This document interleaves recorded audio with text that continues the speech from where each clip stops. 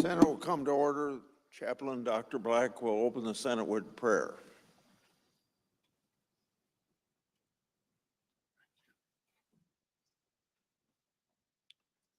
Let us pray. Everlasting God, who commanded light from darkness and divided the waters into sea and dry land, great and wonderful are your works. By your power and might, sustain our lawmakers this day. Lord, give them the courage to embrace the good and avoid the evil. When they are faint-hearted, strengthen them. When they are weak, support them. When they feel doubt, infuse them with faith in your power, mercy, and grace. Lord, transform their work from anything mundane into an expression of their worship of you. Help them to make a renewed commitment to excellence in thoughts, words, and deeds. We pray in your amazing name. Amen. Will you please join me in the Pledge of Allegiance to the flag? I pledge allegiance to the flag of the United States of America and to the republic for which it stands, one nation under God, indivisible, with liberty and justice for all.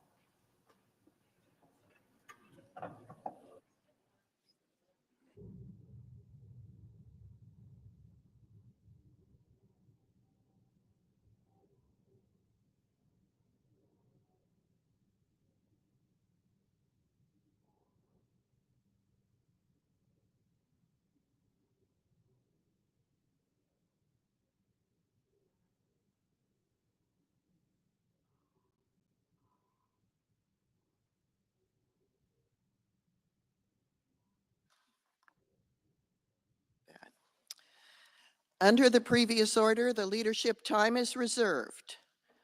Under the previous order, the Senate will proceed to executive session and resume consideration of the following nomination, which the clerk will report. Nomination, Department of State, Reed Rubenstein of Maryland to be legal advisor. Madam President. The senator from Iowa. Yesterday, I stood here opening the Senate and kicking off the 64th Annual National Police Week. That is a week dedicated to the brave men and women who protect us and keep us safe. Now, tonight, as part of this week's celebration, marks the 37th annual candlelight. Each year, hundreds of officers killed in the line of duty are recognized and memorialized at this vigil. The name of each man and woman who gave their life will be read aloud. I encourage everyone to join me in recognizing their sacrifices. Honoring those who have made the ultimate sacrifice helps ensure that their contributions and legacies are preserved for generations to come. I encourage folks to visit the National Law Enforcement Memorial. The memorial contains what's called a quote-unquote pathways of remembrance, where the names of these courageous officers are engraved on the walls. While walking the pathway, visitors will notice the sculpture of a lion with an inscription below that reads, quote, "It is not how these officers died that made them heroes, it's how they lived," end of quote. These words are so very true, especially today as the new officers are engraved, their names are engraved on those walls. I yield the floor and suggest the absence of a quorum. The clerk will call the roll. Ms. Alsobrooks.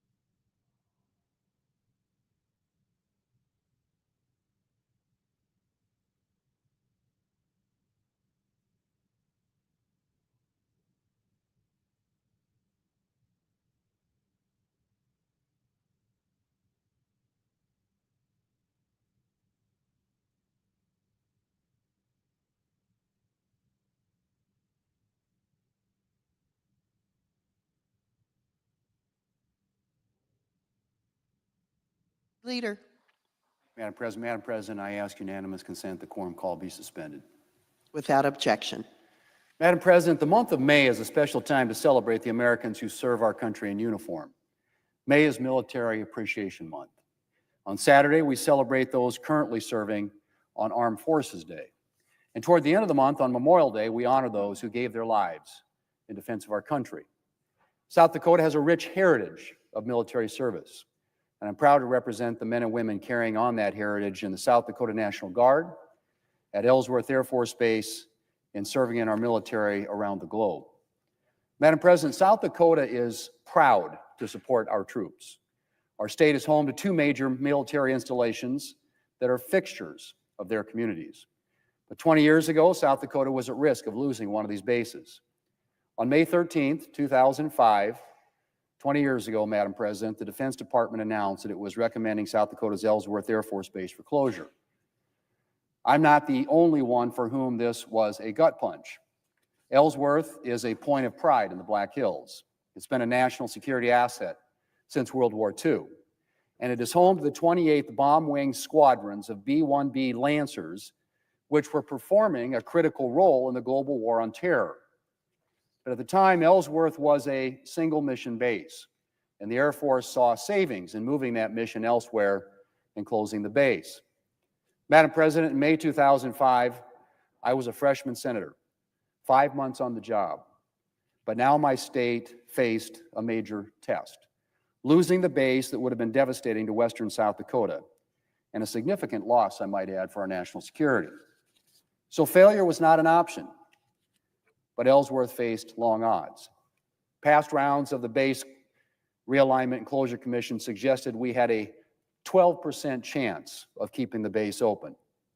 Some at the time were ready to write Ellsworth's obituary, knowing it would take a miracle to save the base.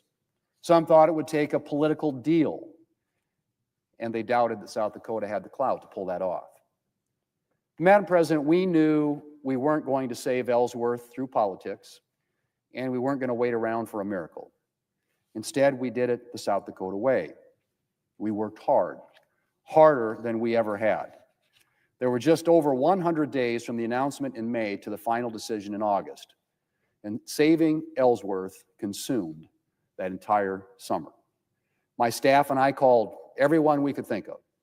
I'm sure the BRAC Commission was tired of seeing me that summer, but I was determined to drive home the case for keeping Ellsworth open. And we poured through reams of data to make that case. It was a team effort. Bob Taylor in my Washington office and Kasai El-Haj in my Rapid City office didn't see much of their families that summer.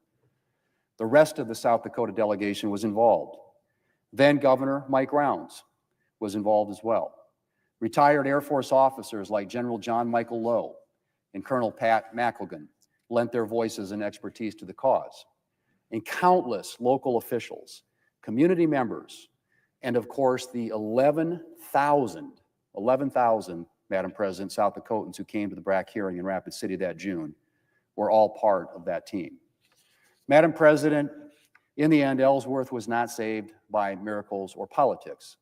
It was saved because we proved that Ellsworth was too valuable to close. Moving all the B-1s to another base was supposed to save money, but we proved that wouldn't actually be the case. Plus, we demonstrated the Pentagon's analysis had failed to account for a number of other factors.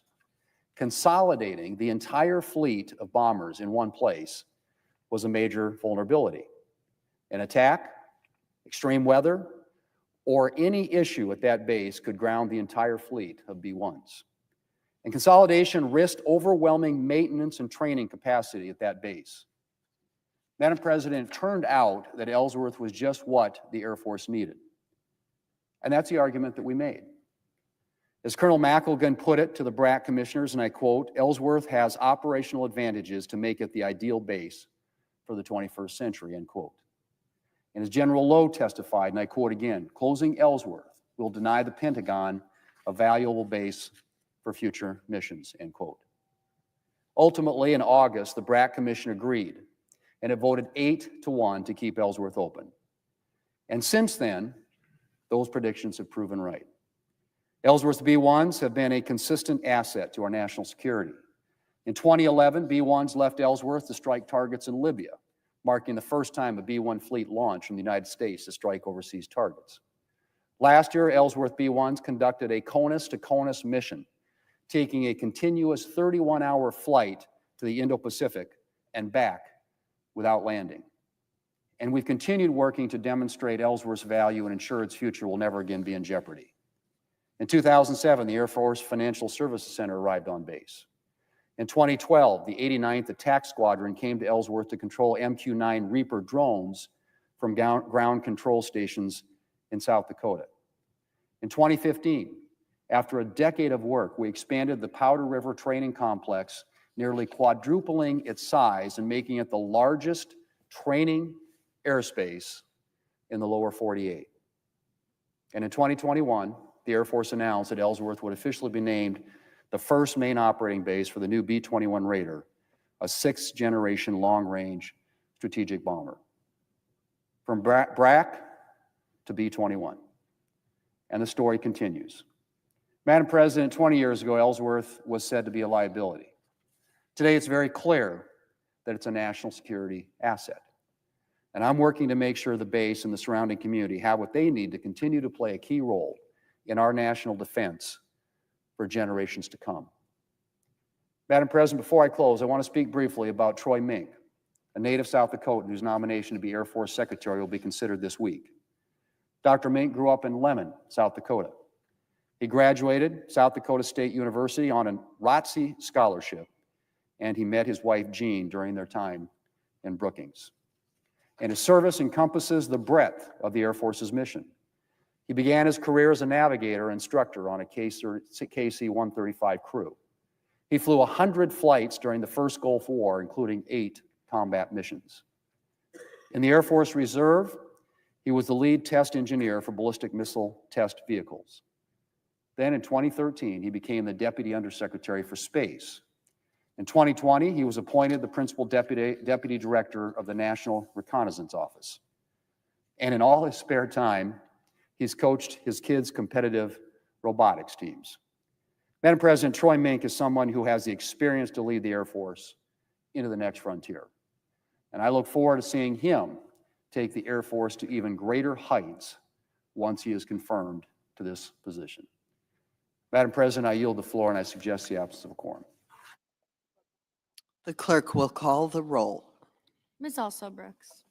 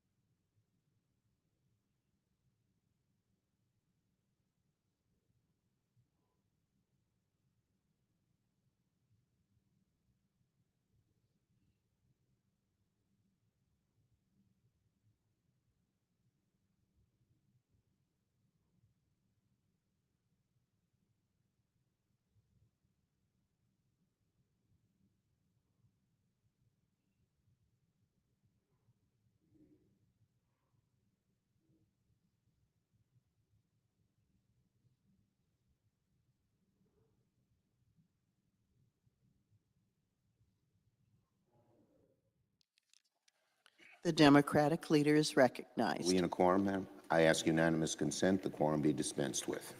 Without objection. Madam President, news of the Qatari government gifting Donald Trump a $400 million private jet to use as Air Force One is so corrupt that even Putin would give a double take. This is not just naked corruption, it is also a grave national security threat. So in light of the deeply troubling news of a possible Qatari-funded Air Force One and the reports that the Attorney General personally signed off on this clearly unethical deal, I am announcing a hold on all DOJ political nominees until we get more answers.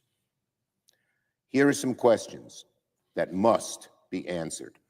First, I call on the DOJ's Foreign Agent Registration Act Unit, or the FARA unit, to do its job and disclose all activities by Qatari foreign agents inside the U.S. that could benefit President Trump or the Trump Organization. Since Attorney General Bondi took charge, the Department of Justice has not been doing its job when it comes to FARA. The FARA unit needs to enforce the law and inform the public of all activities, not just on this luxury plane deal, but all deals involving foreign countries in the Middle East and President Trump, his family, and the Trump Organization. Second, with regard to this $500 million private jet deal, the American people deserve to know the facts. President Trump has told the American people this is, quote, a free jet. Does that mean the Qataris are delivering a ready on day one plane with all the security measures already built in? If so, who installed those security measures?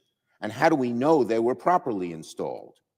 Why would we take the risk of trusting any foreign country to do this sensitive work? If not, what security modifications would be needed to ensure a foreign-sourced Air Force One is safe to use? If this is, as President Trump promised, a free jet, will the Qataris pay for those highly sensitive installations, or will American taxpayers cover the cost? How much will those modifications cost American taxpayers? Hundreds of billions of dollars? Hundreds of millions of dollars? Billions of dollars? How much will they cost? If the American taxpayers are forced to pay for this temporary plane, does it mean the U.S. government will cancel the contract for the future Boeing plane? If so, how much will that cancellation cost? And if not, why are American taxpayers being asked to spend hundreds of millions of dollars or more on a plane that will only be used for a year or two? Additionally, who in the Trump administration was responsible for this crooked deal? What are the parameters of this deal? And which country brought it up first, us or them? What is Qatar being offered in return? Considering past security disasters, such as the U.S. Embassy in Moscow, what are the security risks of this arrangement? And finally, how is this gift not naked corruption?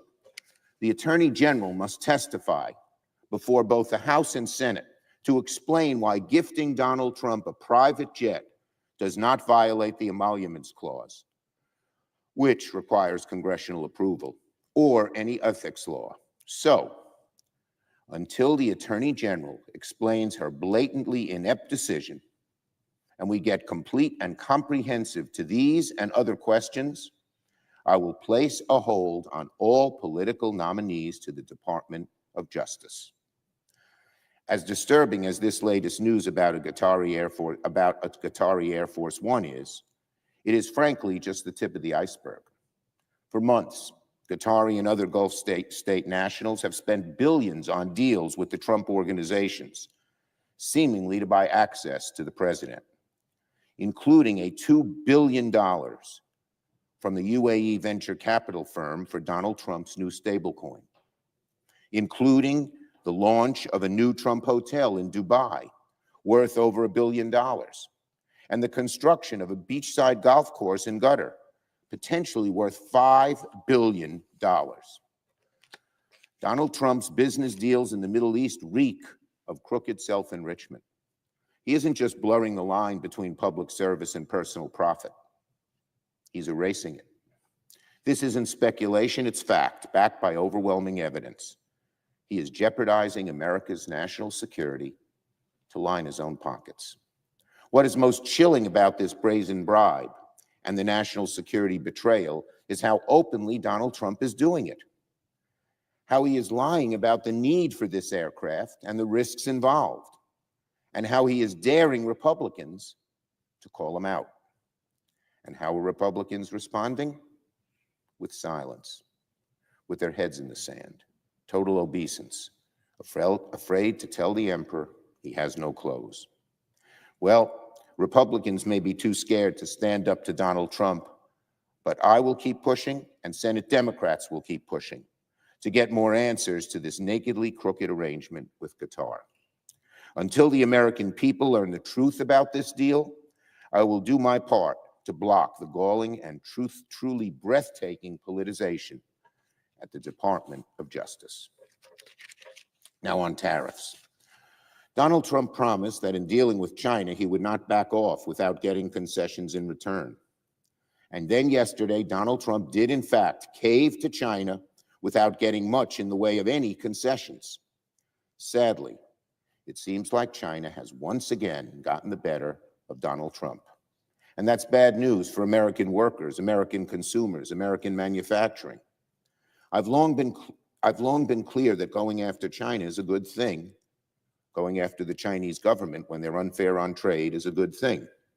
I've been clear that tariffs, when used carefully and as part of a larger strategy, can help bring nations like those run by the Chinese Communist Party to heel.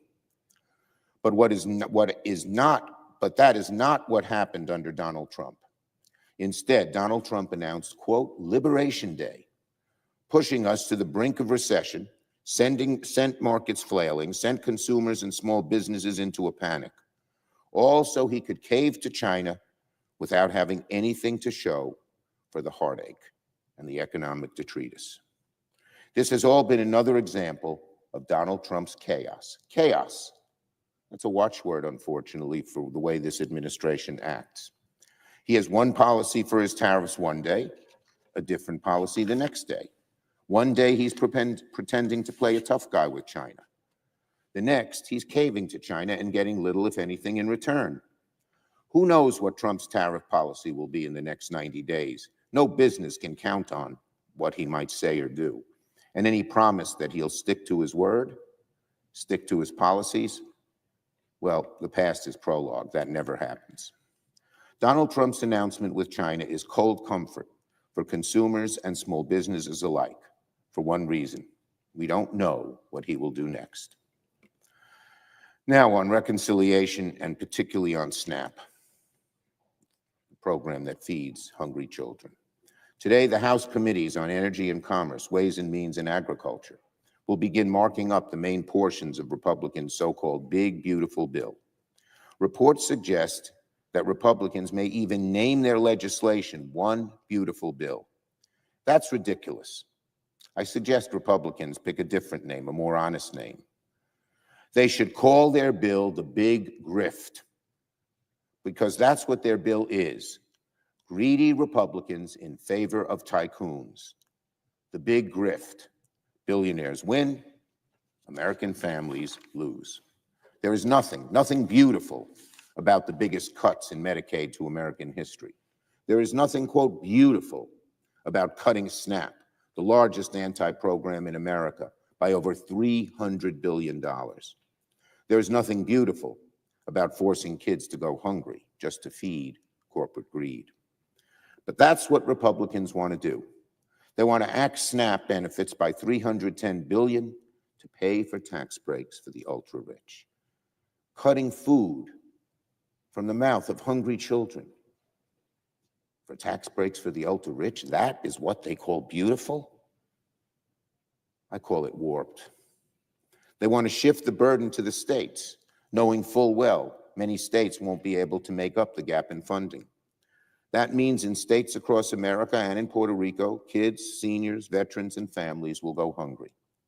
USDA cuts have already decimated food banks. I was just in Albany yesterday, where the local food bank had 27 tractor trailers, 1 million pounds of food, 1 million pounds of good, nutritious food for children and others, veterans, elderly who need the food, all canceled because of Donald Trump's cuts.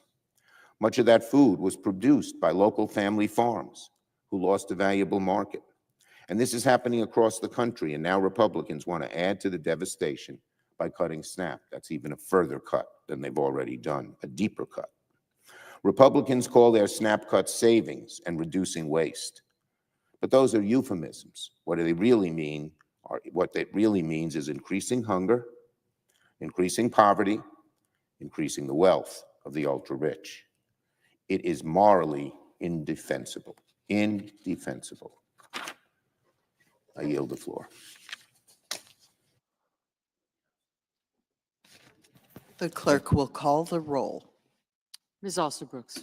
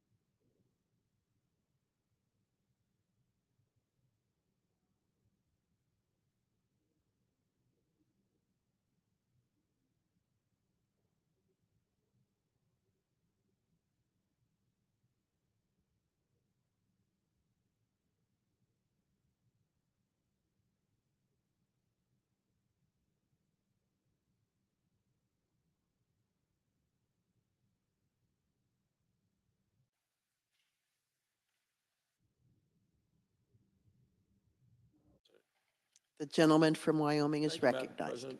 Ask unanimous consent that the quorum call be vitiated. Without objection. Thank you, Madam President. Madam President, this week, Senator Kaine of Virginia, Senator Van Hollen of Maryland are going to force a vote on a resolution here in the Senate.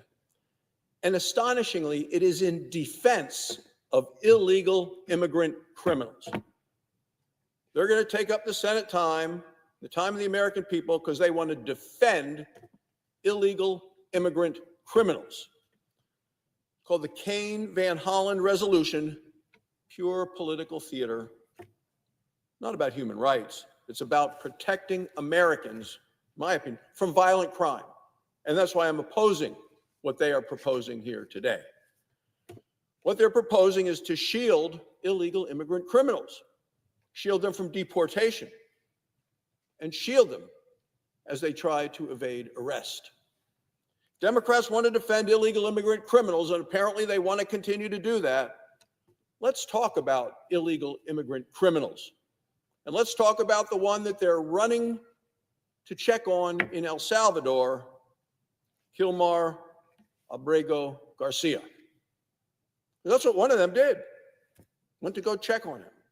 The media likes to call him the Maryland man. Senator Van Hollen said he doesn't vouch for Garcia. He's one of many Democrats now who have gone to El Salvador. Let's talk about Garcia's record. That's what the American people have been hearing about as well. For starters, Garcia is an illegal immigrant with a deportation order. He's been ordered by the courts to be deported from the United States.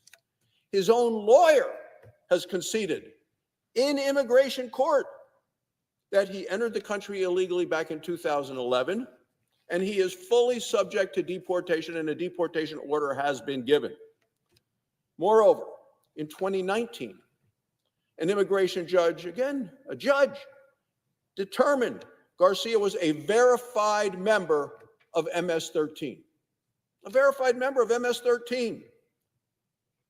Well, then they appealed. Well, the determination was upheld on appeal. Yes, he's a verified member of MS-13. Oh, he's also suspected of human trafficking because in 2022, he was caught driving 8 passengers from Texas to Maryland. He was stopped in Tennessee. He was driving 8 passengers, Texas to Maryland, in a car registered to a human smuggler. Astonishing. That's who the Democrats are defending. He was driving on a suspended license, no proof of insurance, all in violation of the law. None of these 8 passengers being moved, transported from Texas to Maryland had any luggage. Tennessee law enforcement recently released the body camera footage of the stop. It's real. But what else do we know? Well, his wife, Garcia's wife, sought 2 protective orders against him for threatening to kill her.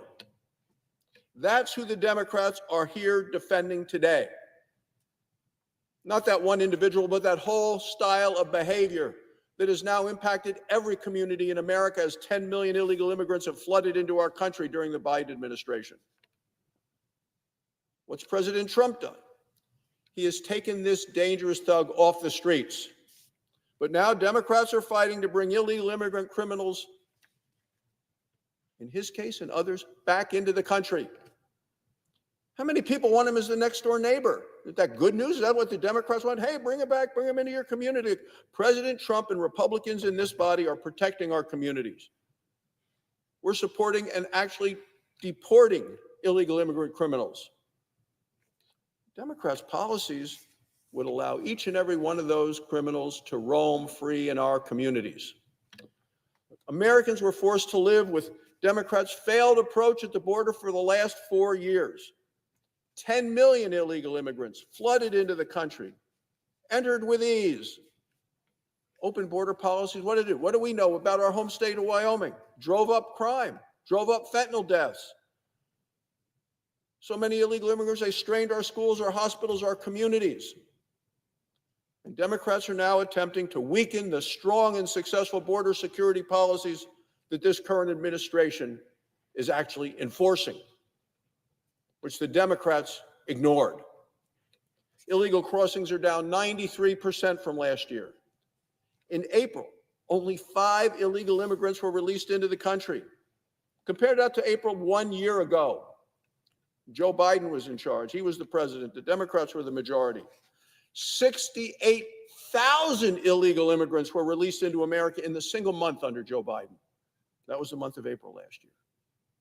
Look, we are putting in place strong border security. Republicans are leading the way. We ended this catch and release program. We restored Remain in Mexico. We are the party of secure borders and safe communities. The Democrats are the party of open borders and crime running rampant. So the response of the obstructionist Democrat is to push a political stunt, and that's what they're doing here today. This Kane-Van Hollen resolution, it wastes the Senate's time. It delays our important work on behalf of the American people. I have not heard one Democrat, and I hope some come to the floor and explain how allowing MS-13 gang members to roam free in our communities and in our neighborhoods, how that makes America safer or stronger. What's the Democrat plan to protect Americans like Laken Riley and Rachel Morin and other victims of their failed policies? They have none. They have none. Republicans know how to keep America safe, secure the border, fund law enforcement, deport illegal immigrant criminals. That's the way to keep our country safe and strong. Thank you, Mr. President. I yield the floor. Suggest The clerk will call the roll. Ms. Alsobrooks.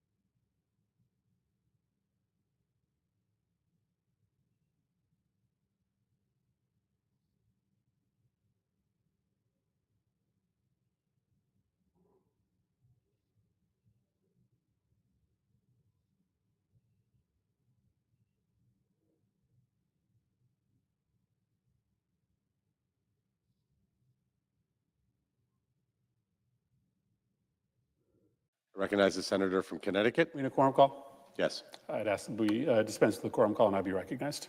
Without objection. Thank you, Mr. President.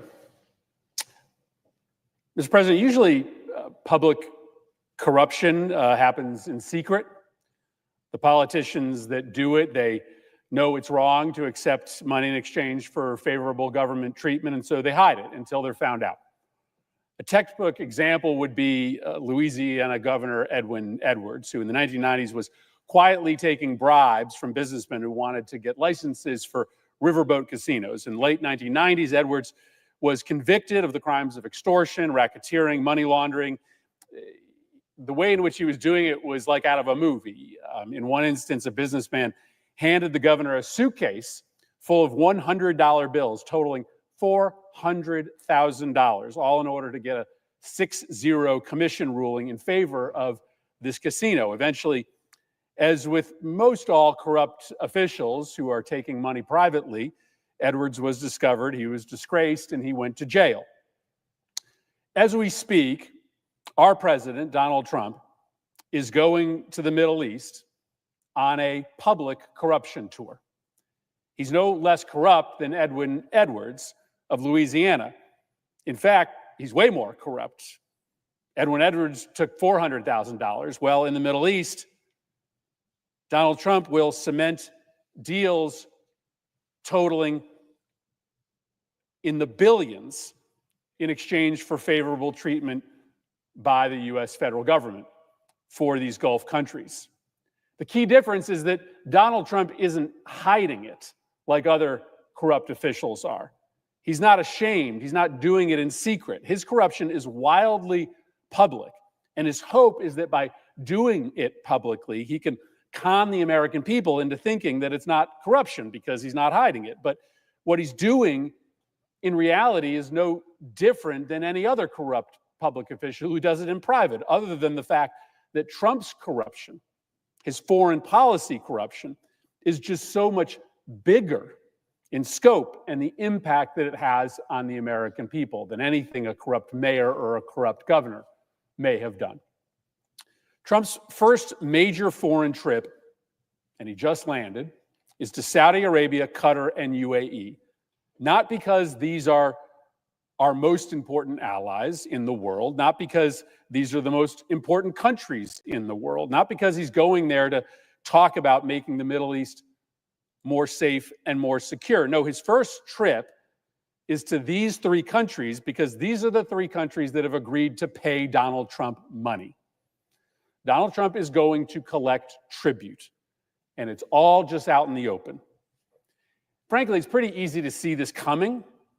Recent former presidents, Republicans and Democrats, have always very seriously and studiously avoided even the appearance of a conflict of interest. President Bush placed his assets into a qualified blind trust where investment decisions were made without his knowledge or input. Both Biden and Obama divested all of their assets except for cash and mutual funds. They didn't enter into any new business ventures while in the White House. In contrast, Trump has refused to abide by these standard ethics rules. His family runs his business, but nobody honestly believes that the kids are really in charge. President Trump is still calling the shots. His interests are not in a blind trust. He's made no pledge that he won't do new deals, even with foreign entities, while he's in office. In fact, he is doing deals seemingly every single week. He's open for business, and every foreign government knows it.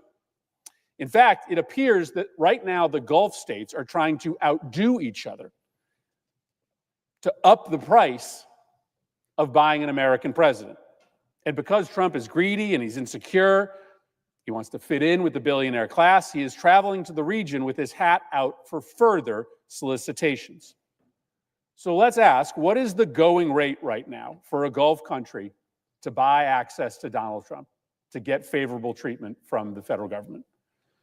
For Qatar, we recently found out it's a $400 million luxury plane.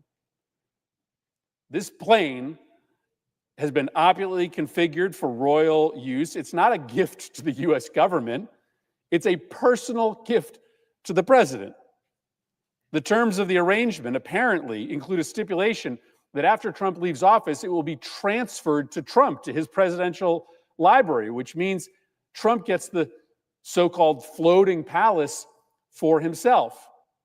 This is outrageous. We've never seen anything like this before in American history.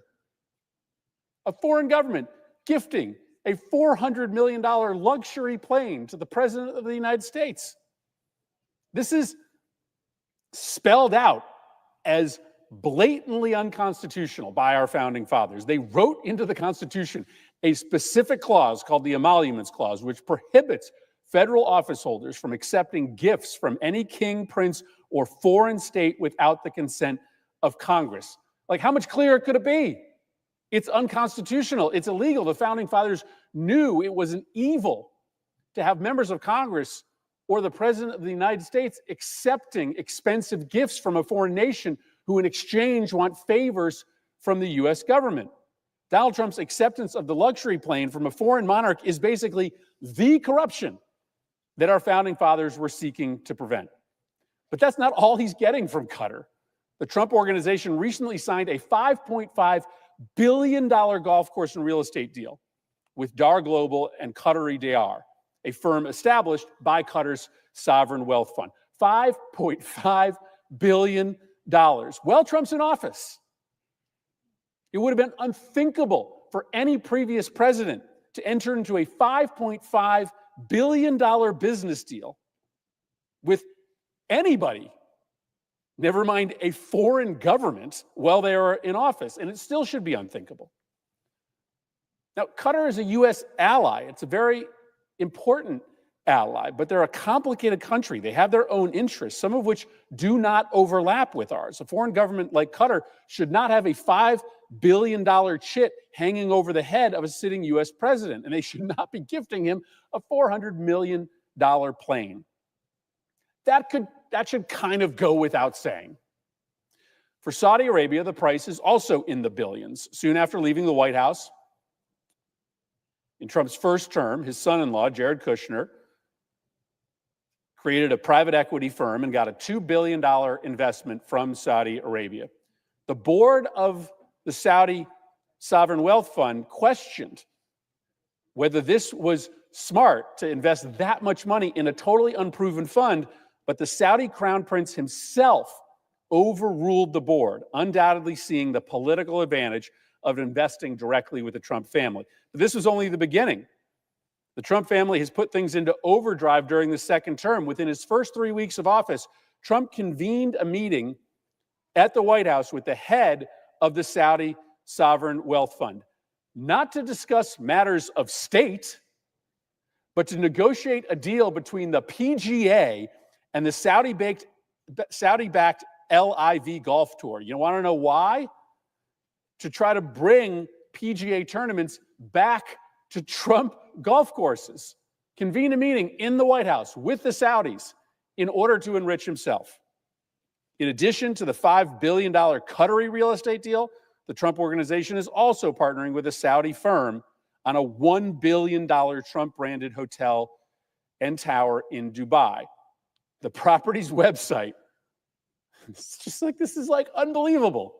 The property's website, this is a Trump-financed property along with a Saudi investment fund, offers free 10-year golden visas to the United States, hinting at the opportunity for investors in Trump's property to buy residency in the United States and a pathway to citizenship.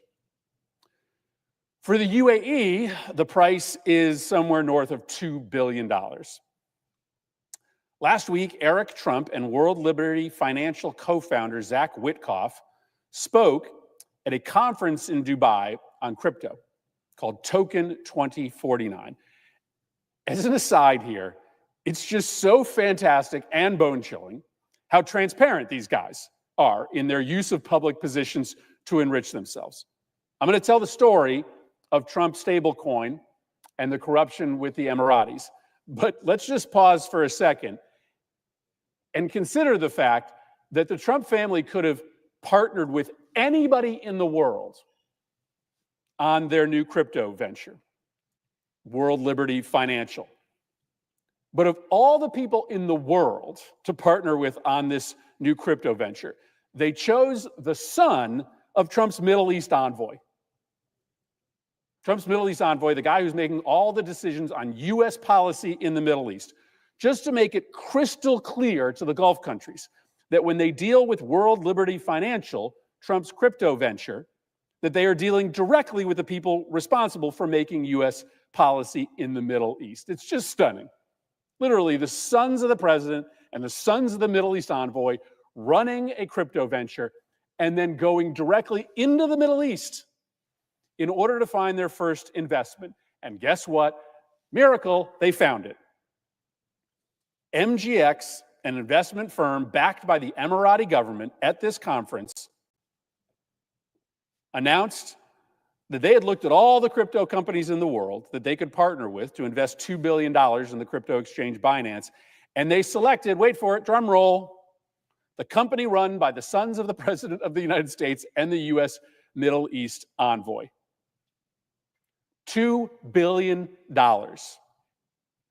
Now, World Liberty's role in this transaction is not that complicated. It's kind of similar to a bank. MGX, this Emirati firm, deposits $2 billion with the firm and in return receives the stablecoin to be used on these crypto exchanges. The firm holds on to these dollars, invests them, and keeps the profits for themselves. So the Trump-Witkoff company just gets basically a gift of capital. And if they just use that $2 billion to invest in treasury bonds, it would profit around $85 million a year from these investments alone.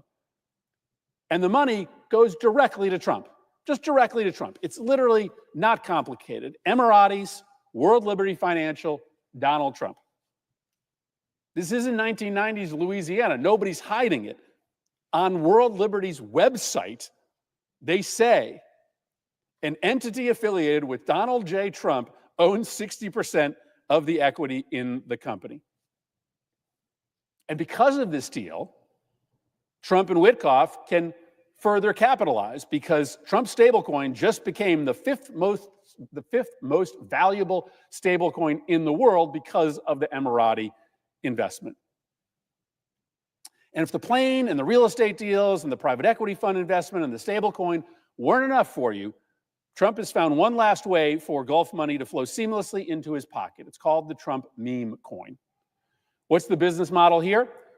Trump gets a huge payment whenever he releases a batch of these meme coins, which, by the way, have no underlying value other than just the demand that people have for Trump's coin. And then each time a Trump coin is bought or sold, a small fee is routed directly to the company owned by Trump. According to one analysis, nearly $325 million in fees have been accrued since the coin was launched in January. Just 3 months, 4 months, 4.5 months, $325 million worth of fees. Trump hides the buyers of the coin. In this way, the meme coin is kind of a little bit like Louisiana corruption. But we know that the majority of the buyers aren't Americans who want to help Trump make this nation great again. The majority of the buyers of Trump coin are super rich foreigners, princes, oligarchs, authoritarians, who are buying the coin in order to get in good with Trump or to get something in exchange. Now, one great thing about buying the coin is that you get access to Trump and the White House. And again, they're not hiding this. 2 weeks ago, Trump announced that he would host a private dinner at the White House with seats reserved for exclusively for the top 220 Trump coin holders. In 2 days since the announcement, Trump's company made $900,000 in fees because everybody, mostly foreigners, many of them probably in the Gulf, were buying up the coin as quickly as they could in order to get one of these seats. If a mayor of a small town was selling meetings at City Hall for $1,000, he would be run out of town on a rail. But that's exactly what Donald Trump is doing in the Middle East and all over the world. As foreign buyers line up to buy the meme coin, guaranteed private access to Donald Trump at the White House. You cannot make this up. Now, the obvious question for the average American is, okay, what does this mean for me? like somebody living in New Britain, Connecticut, might think it's kind of gross that Trump is lining his pockets as president, but they want to know, how does this actually affect me?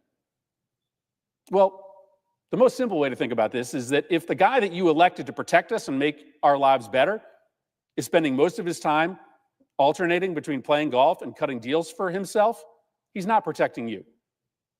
He's not spending any time trying to lower costs or defeat our enemies. Corruption, it can be a full-time job for Donald Trump.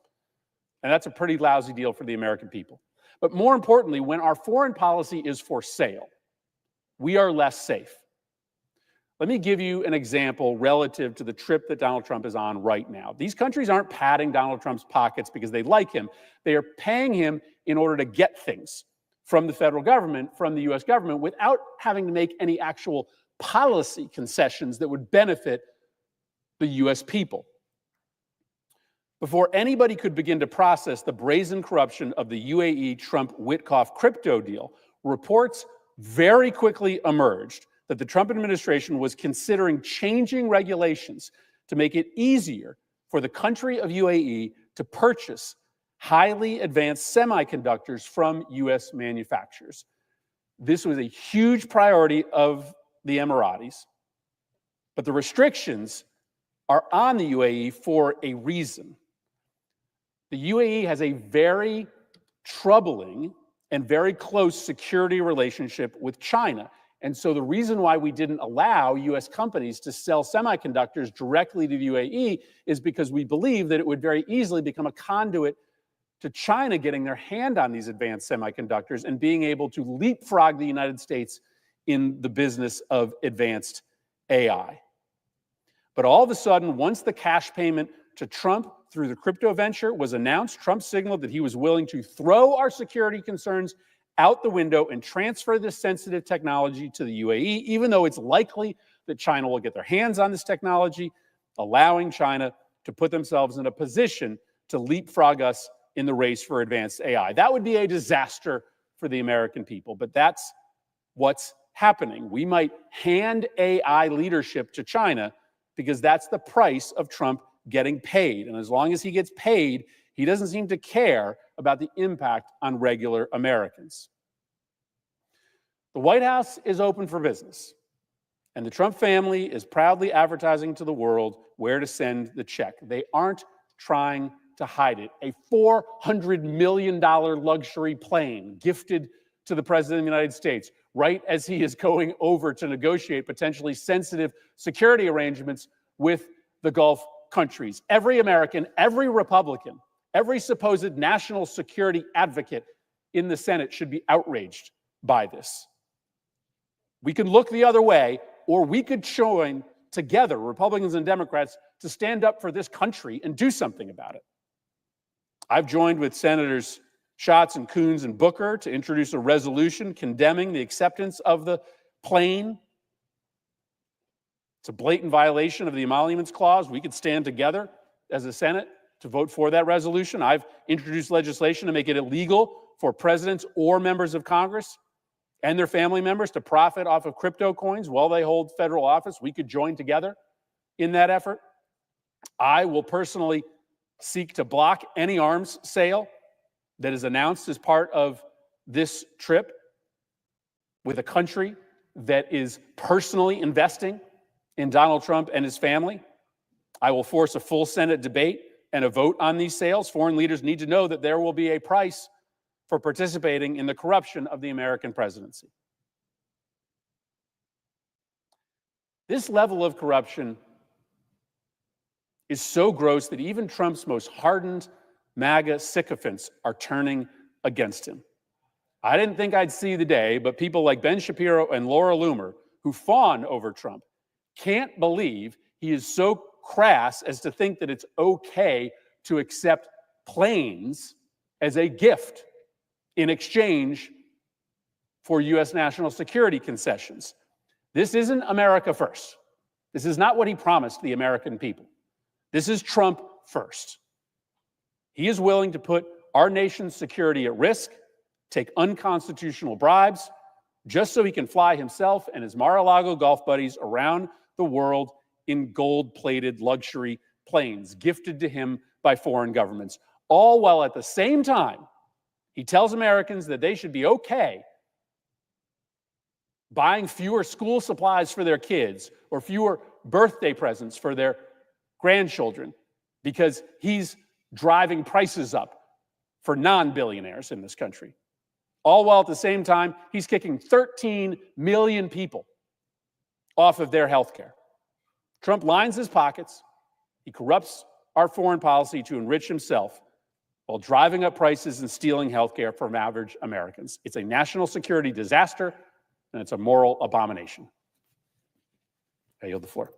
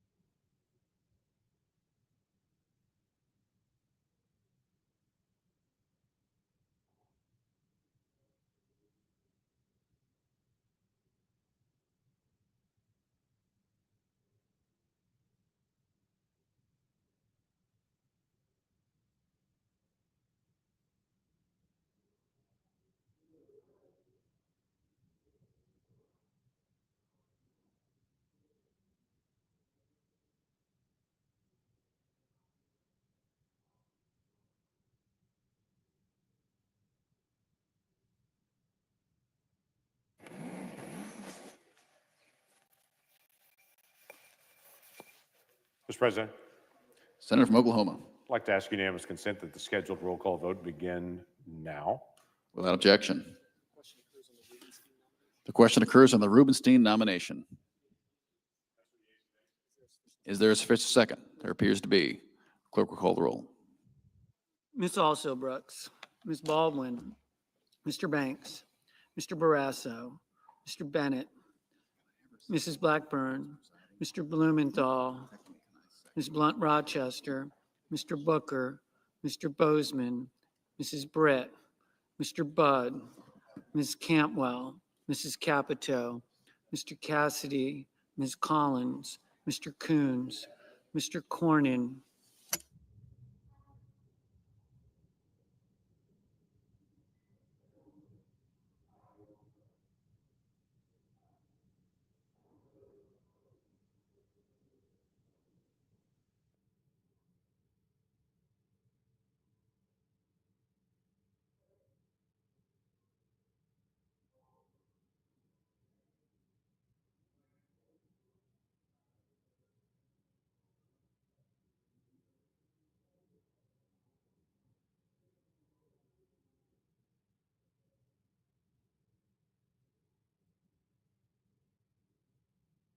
Mrs. Capito, Mr. Cassidy, Ms. Collins,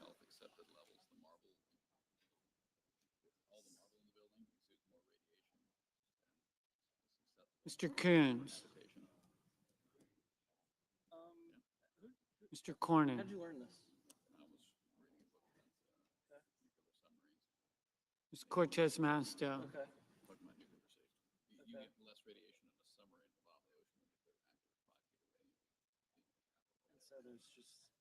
Mr. Cotton. Marble has. Mr. Kramer. Mr. Crapo.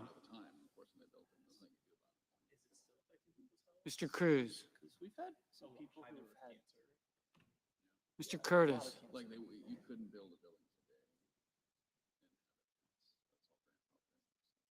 Mr. Daines.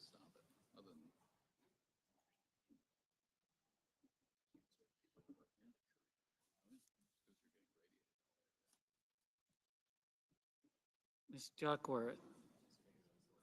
Mr. Durbin. Ms. Ernst. I mean, yeah, I mean, there's some old building, right? So. Mr. Betterman. Mrs. Fisher.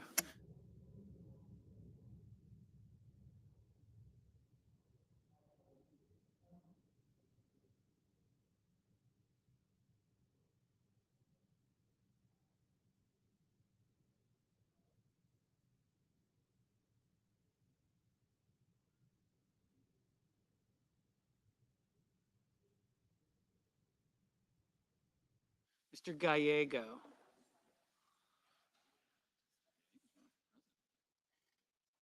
Mrs. Gillibrand. Mr. Graham. Mr. Grassley. Mr. Haggerty. Ms. Hassan.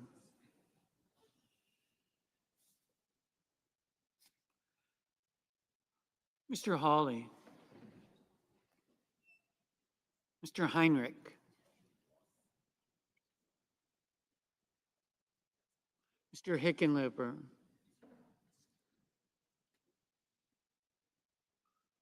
Ms. Hirono.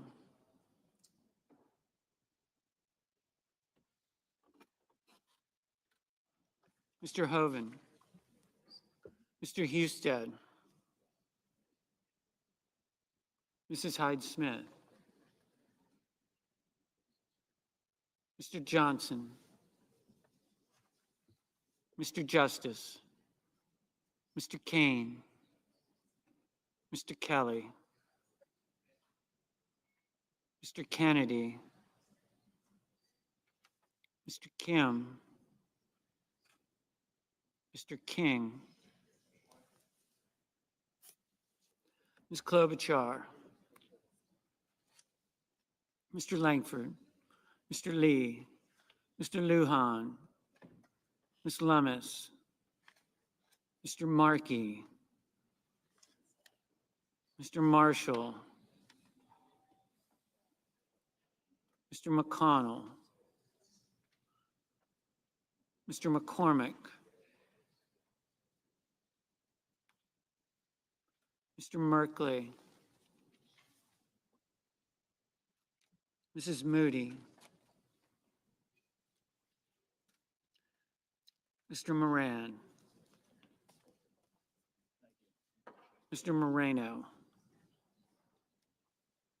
Mr. Mullen, Ms. Murkowski,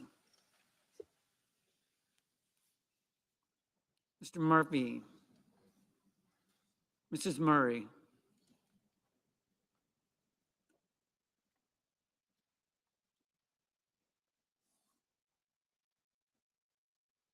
Mr. Ossoff, Mr. Padilla, Mr. Paul, Mr. Peters, Mr. Reed, Mr. Ricketts, Mr. Risch,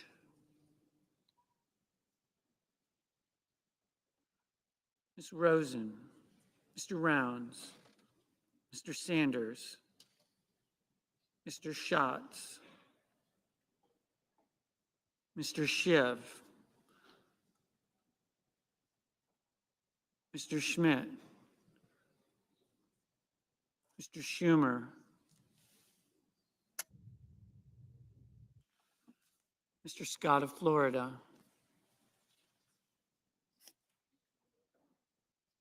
Mr. Scott of South Carolina, Mrs. Shaheen,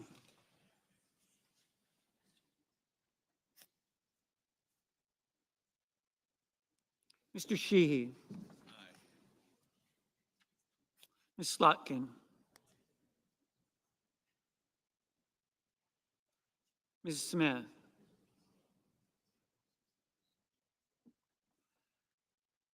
Mr. Sullivan, Mr. Thune, Mr. Tillis, Mr. Tuberville,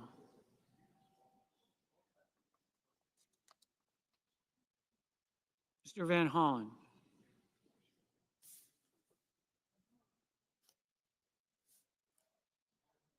Mr. Warner, Mr. Warnock, Ms. Warren,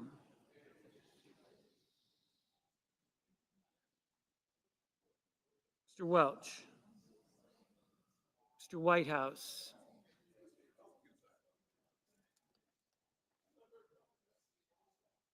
Mr. Wicker, Mr. Wyden,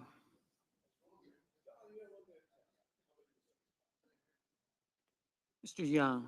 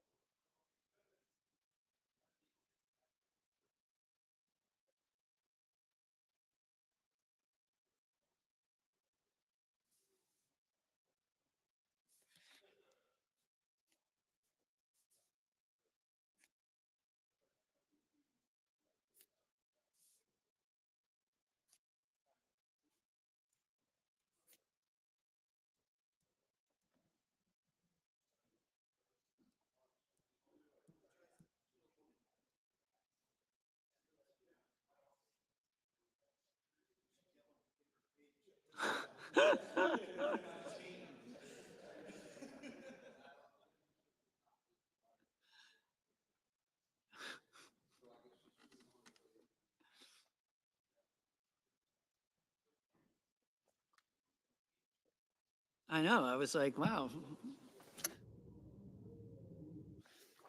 Senators voting in the affirmative. Banks, Barrasso, Britt, Cornyn, Crapo, Curtis, Langford, Marshall, Schmidt, Scott of South Carolina, Sheehy, Young. Senators voting in the negative. Blunt, Rochester, Hickenlooper, Lujan, Ossoff, Rosen, Van Hollen, Warner, Warnock, Welch.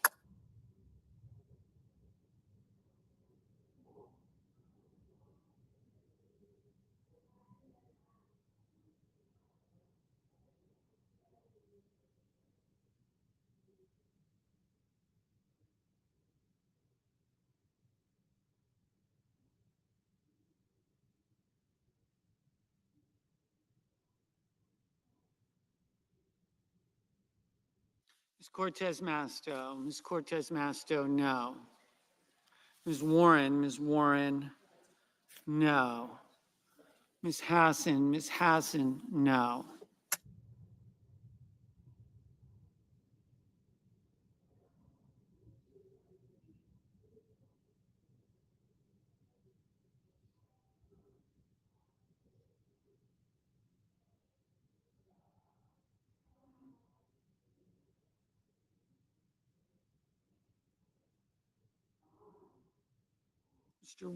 Mr. Wicker, aye.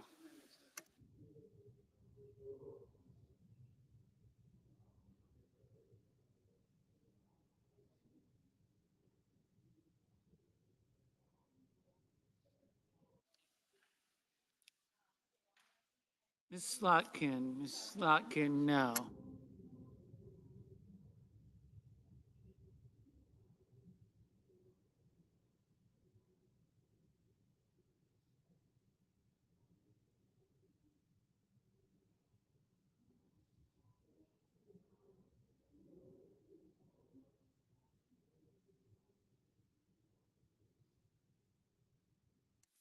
Mr. King, no.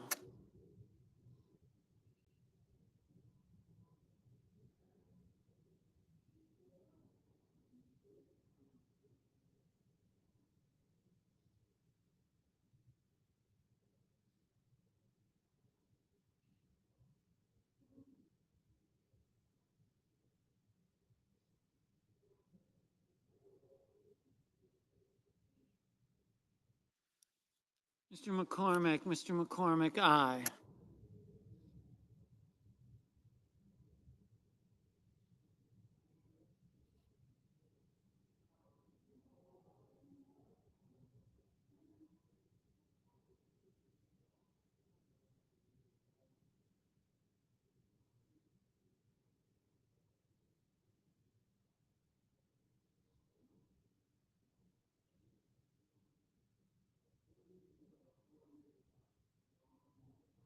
Mr. Sullivan, aye. Mr. Schiff, no.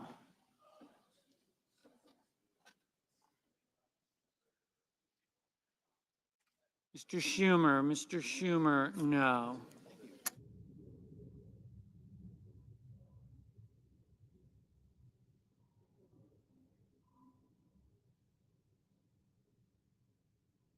Mr.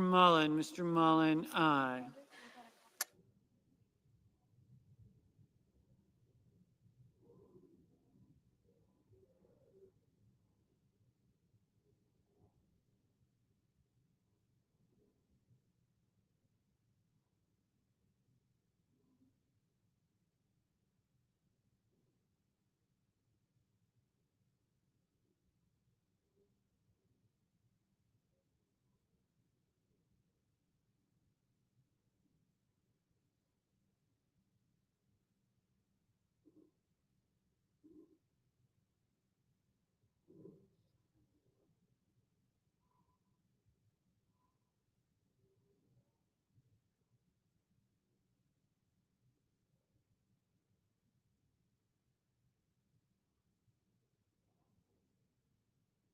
Mr. Kim, no.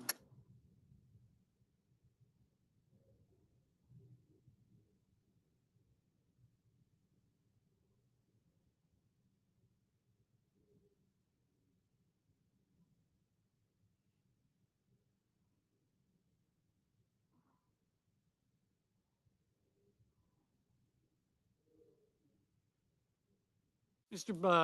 Budd, aye.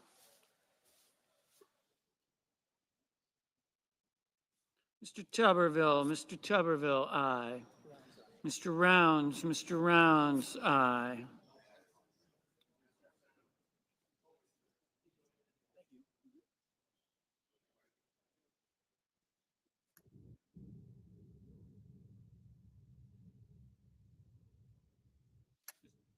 Mr. Reed, no.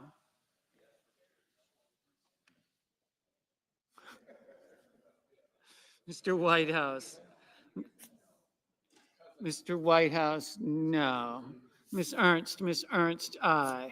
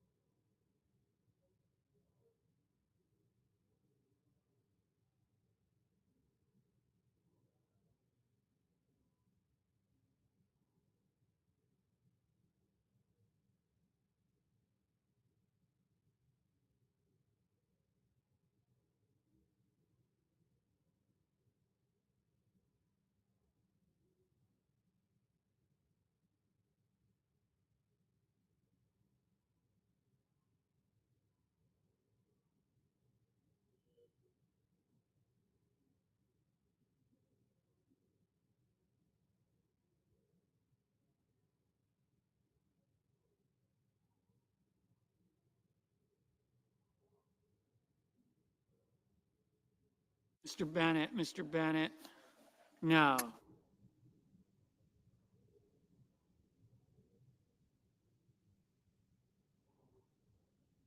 Ms. Collins, aye. Mr. Justice,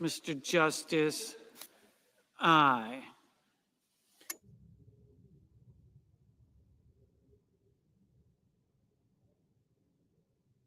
Ms. Smith, no.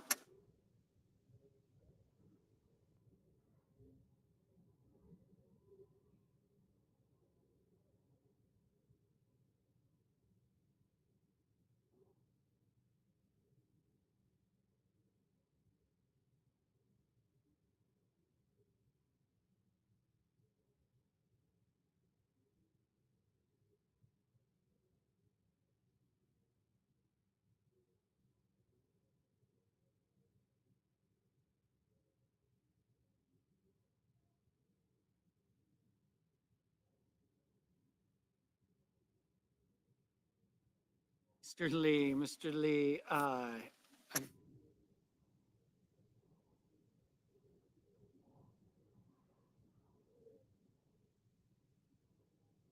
Mr. McConnell, aye. Mr. Moreno, aye. Mrs. Blackburn, aye. Mrs. Hyde Smith, aye. Mr. Thune, aye. Mr. Kelly, no.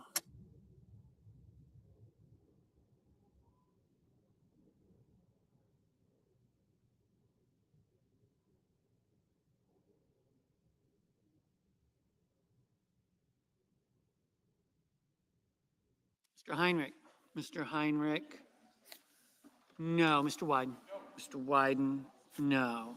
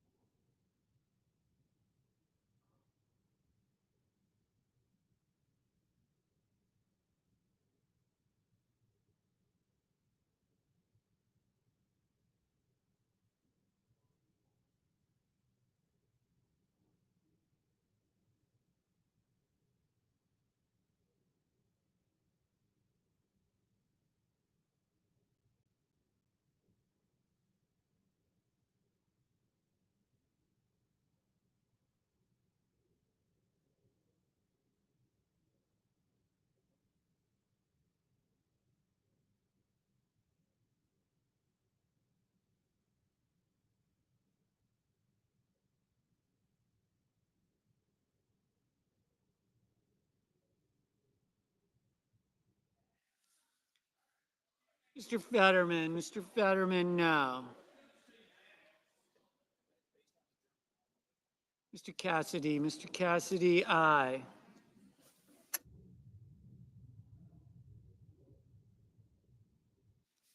Mr. Murphy, no. Mr. Kennedy, aye.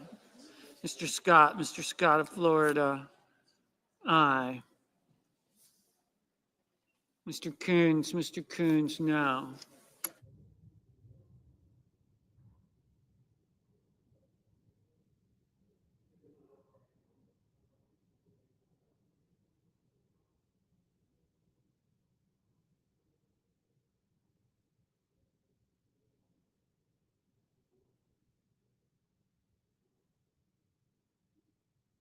Mr. Cotton, aye.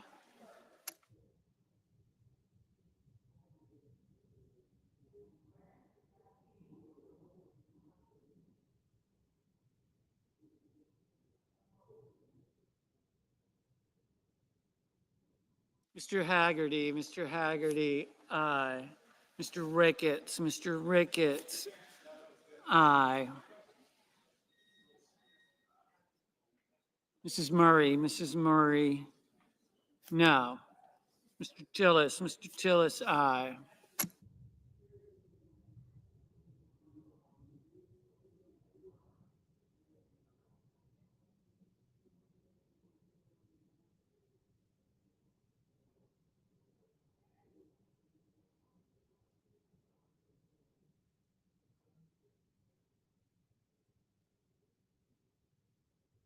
Mr. Blumenthal, no. Mr. Grassley, aye. Ms. Cantwell, no. Ms. Also Brooks, no. Mr. Durbin, no. Mr. Moran, aye. Mr. Merkley, no.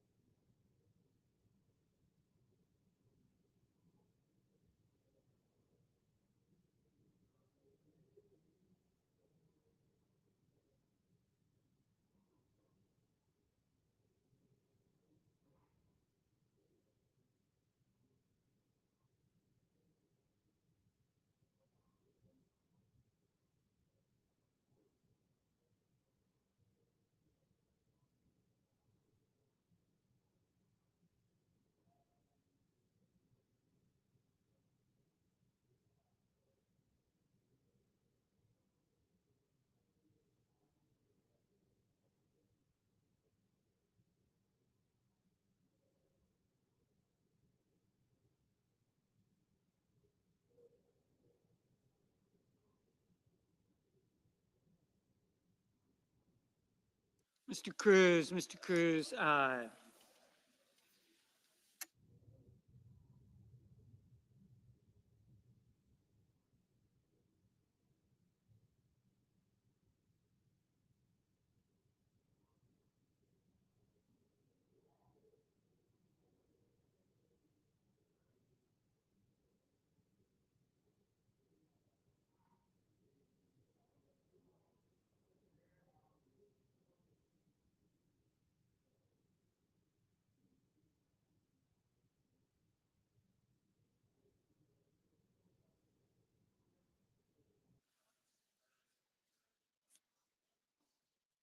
Mr. Risch, aye.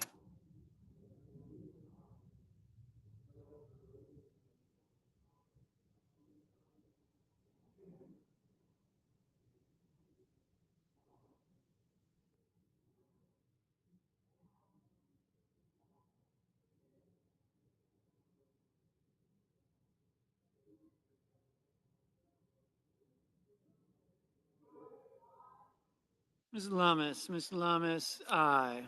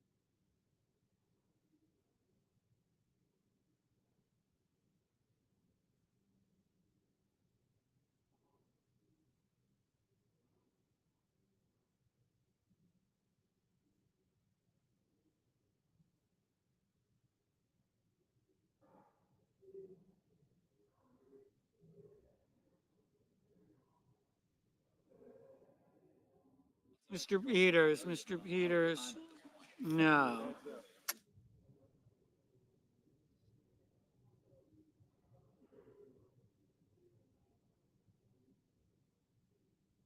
Mr. Bozeman, aye. Thank you. Mr. Johnson, aye.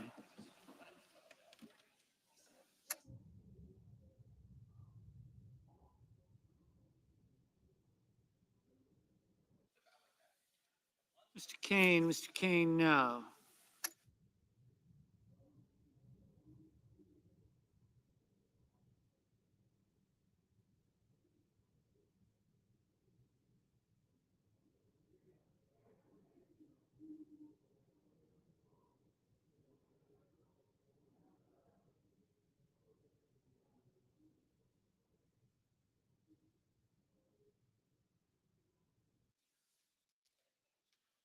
Mrs.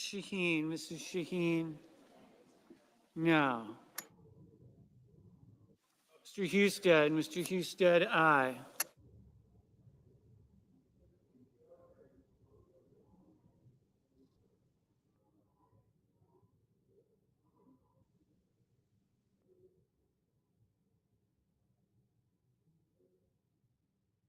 Miss Duckworth, no.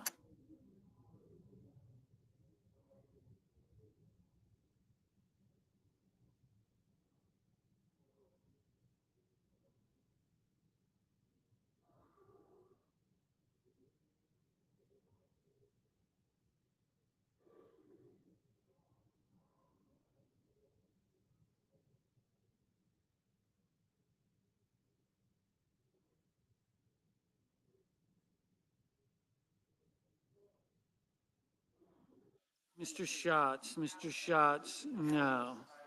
Mr. Padilla, no.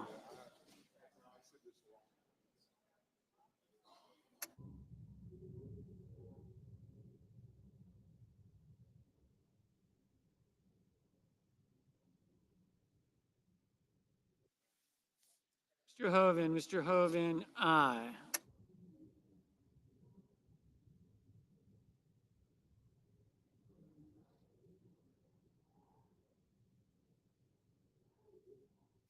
Mrs. Moody, aye. Mrs. Capito, aye.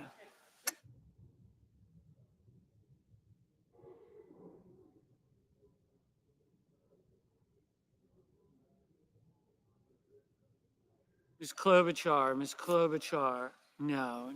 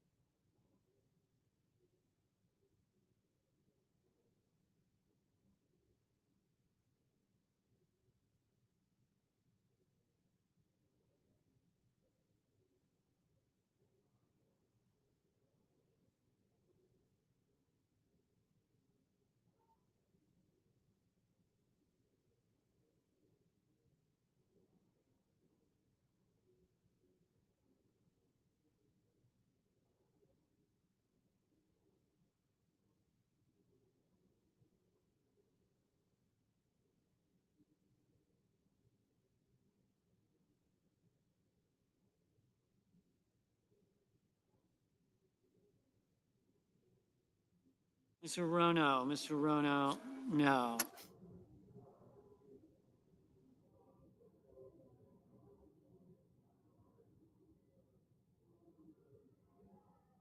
Mr. Kramer, aye. Ms. Baldwin, no.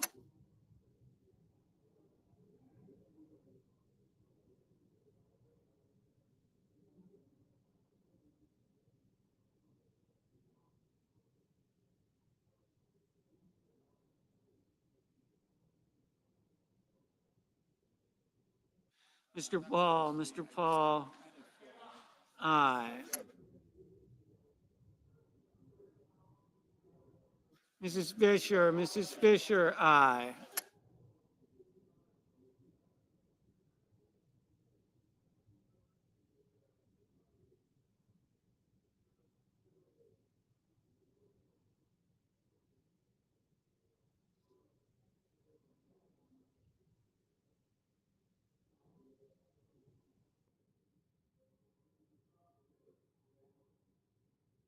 Mr. Markey, no.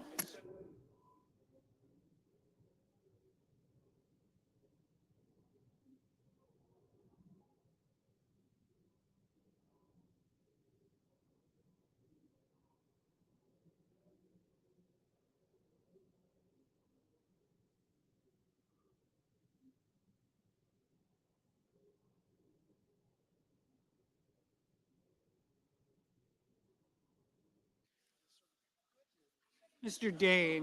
Daines, aye. Mr. Sanders, no. Ms. Markowski, aye.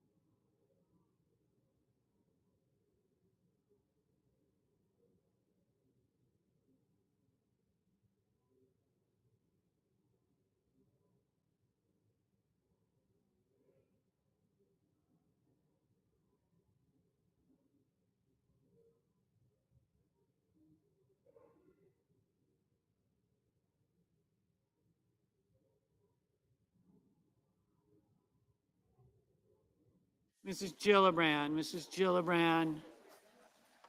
no.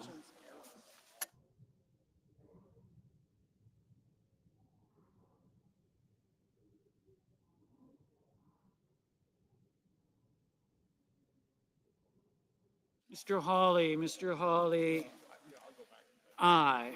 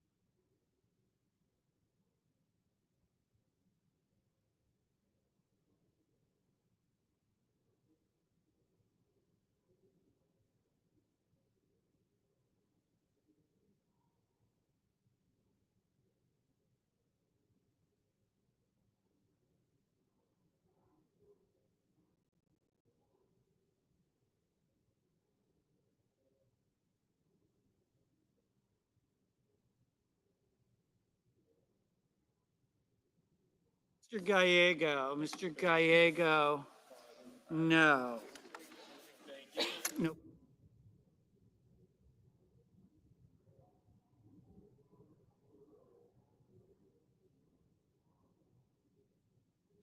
The yeas are 52, the nays are 46. The nomination is confirmed.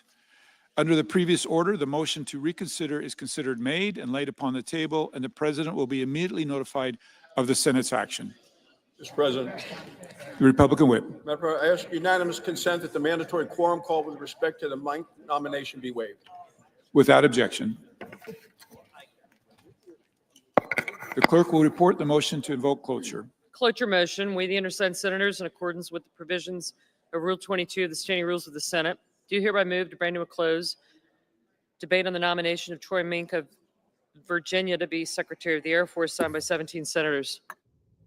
By unanimous consent, the mandatory quorum call has been waived.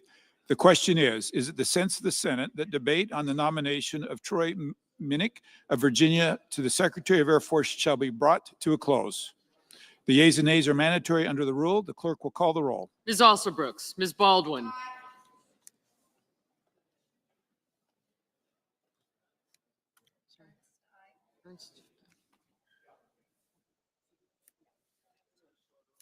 Capito, thank you.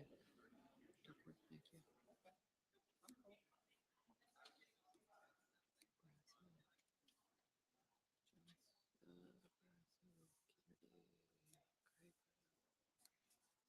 Thank you.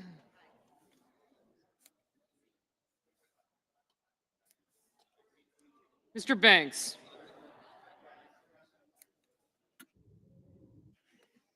Mr. Barrasso, Mr. Bennett, Mrs. Blackburn,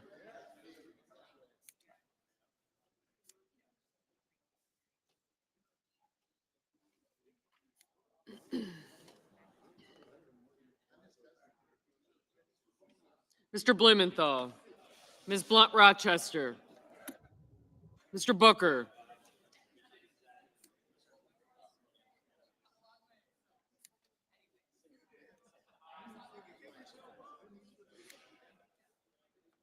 Mr. Bozeman, Mrs. Britt, Mr. Budd,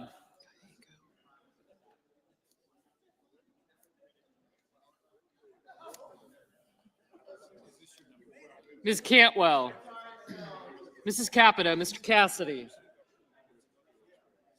Ms. Collins, Mr. Coons, Mr. Cornyn, Ms. Cortez Masto, Mr. Cotton,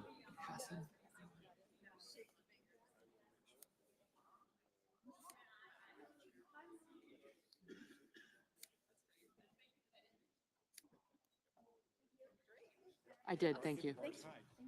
Mr. Cotton, Mr. Kramer, Mr. Crapo, Mr. Cruz, Mr. Curtis, Mr. Daines, Ms. Duckworth, Mr. Durbin, Ms. Ernst, Mr. Fetterman, Mrs. Fisher, Mr. Gallego, Mrs. Gillibrand, Mr. Graham, Mr. Grassley, Mr. Haggerty, Ms. Hassan, Mr. Hawley, Mr. Heinrich, Mr. Hickenlooper, Ms. Hirono, Mr. Hoven, Mr. Husted, Mrs. Hyde-Smith, Mr. Johnson, Mr. Justice,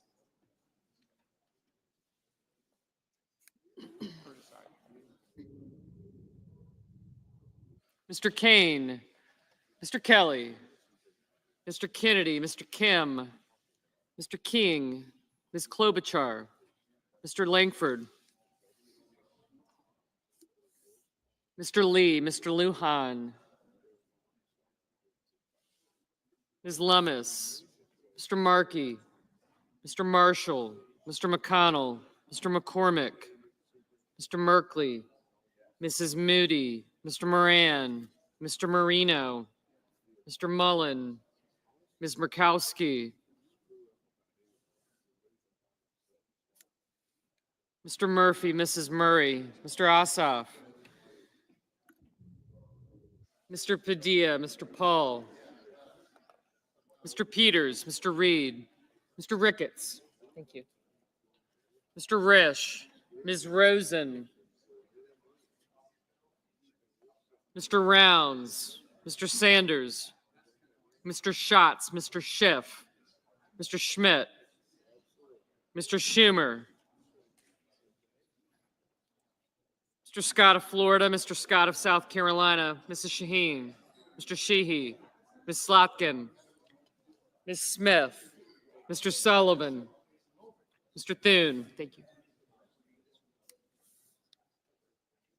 Mr. Tillis, Mr. Tuberville, Mr. Van Hollen, Mr. Warner, Mr. Warnock, Ms. Warren, Mr. Welch, Mr. Whitehouse, Mr. Wicker, Mr. Wyden, Mr. Young.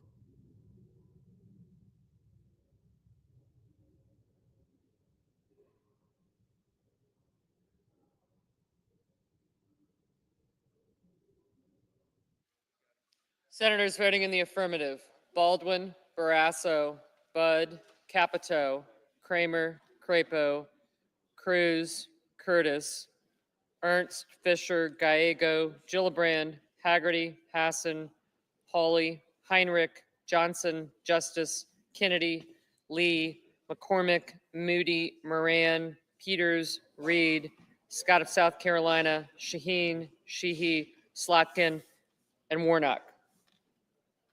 Senators voting in the negative: Booker, Coons, Duckworth, Durbin, Hickenlooper, Hirono, Murphy, Murray, Sanders, and Schatz. Ms. Klobuchar?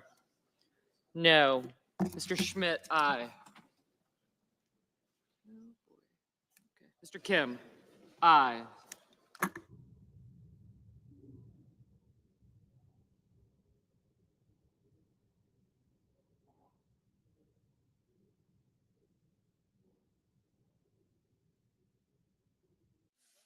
Mr. Welch, aye.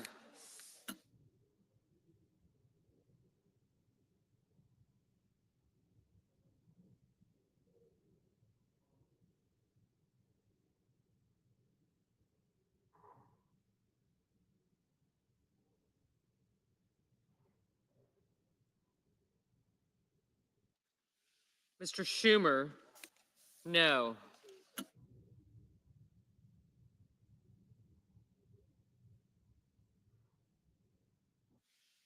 Mr. Padilla? No.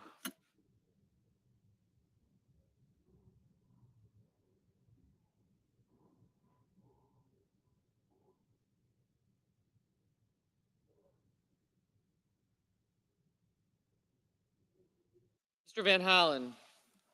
No.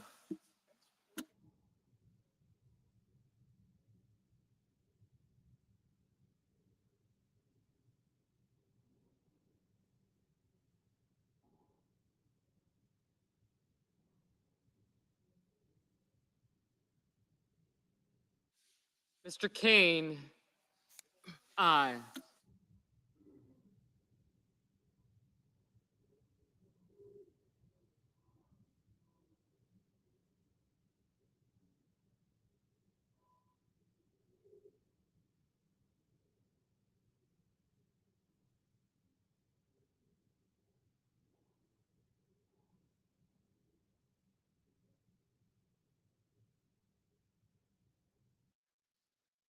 Mr. Thune, aye.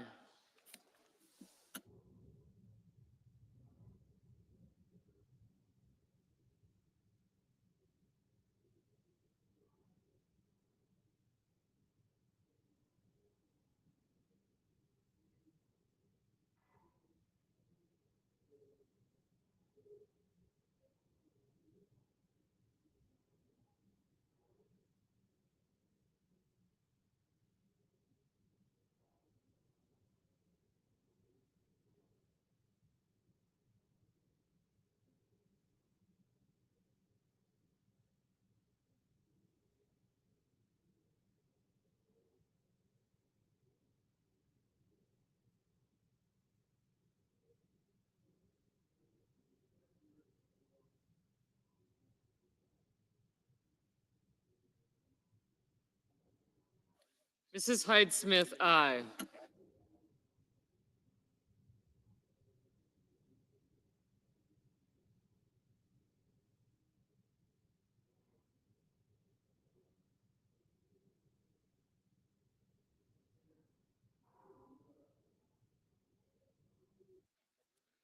Mr. Husted, aye.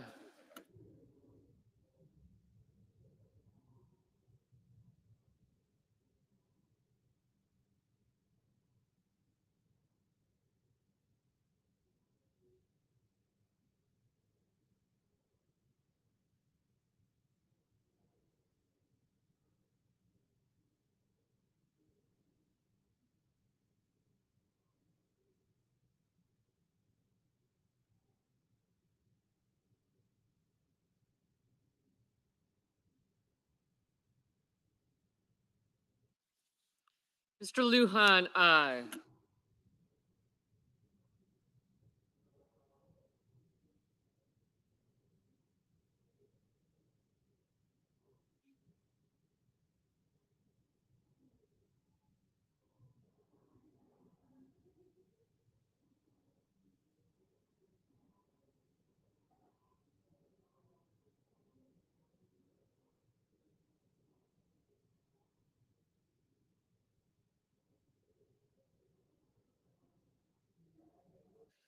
Ms. Rosen, aye.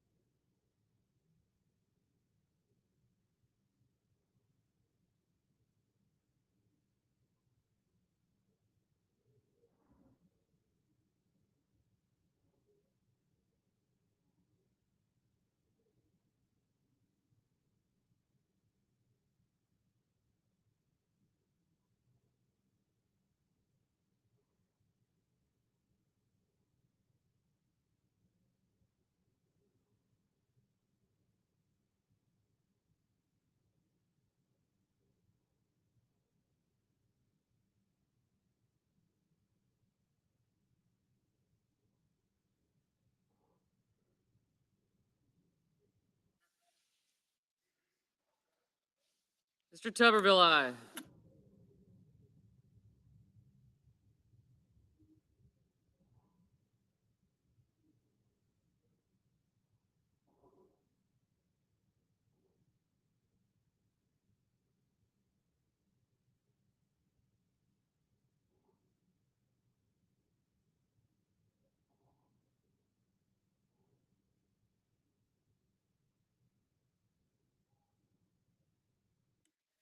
Ms. Cortez Masto, no.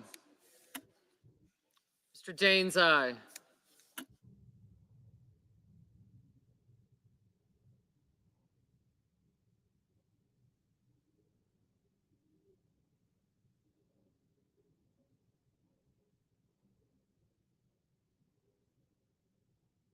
Ms. Cantwell, no.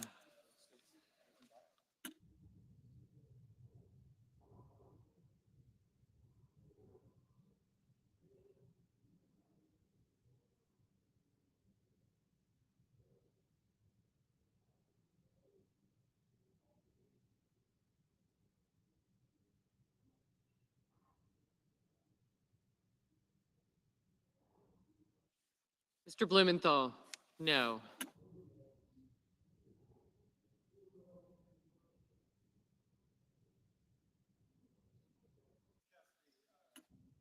Mr. Cassidy. Mr. Cassidy, aye.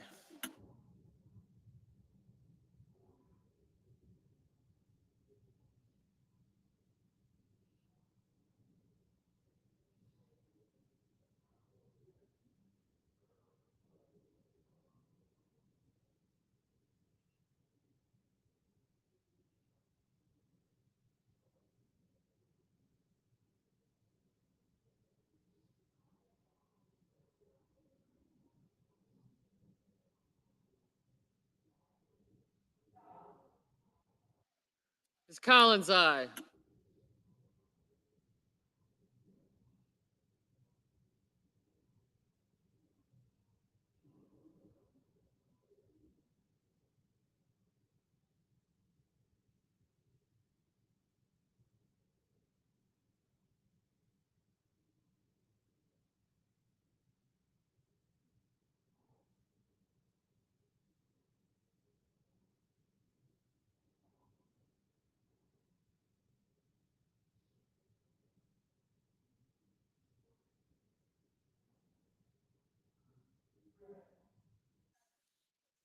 Mrs. Britt, aye.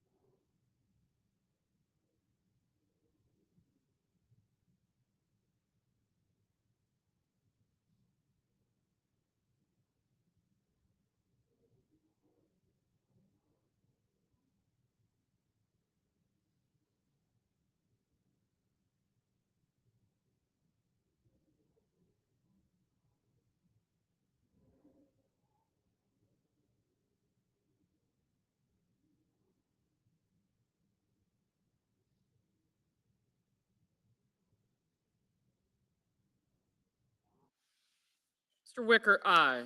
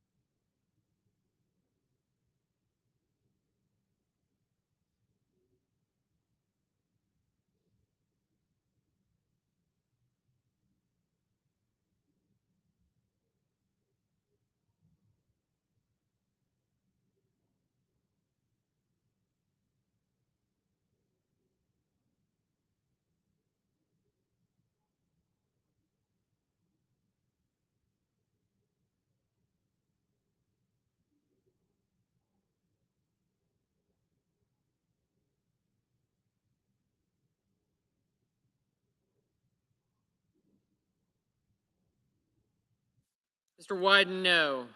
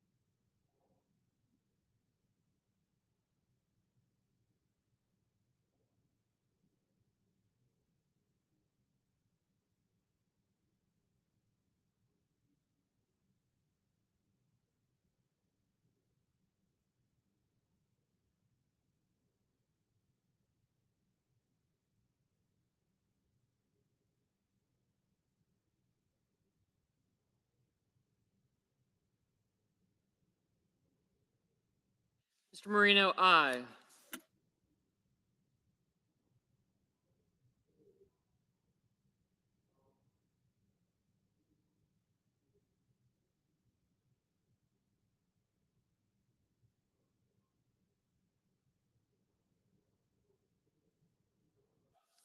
Mr. Banks, aye.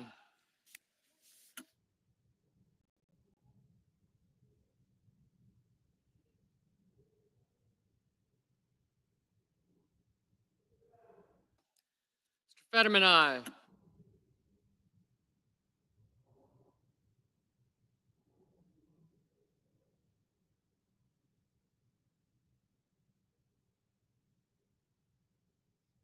Mr. Markey, no.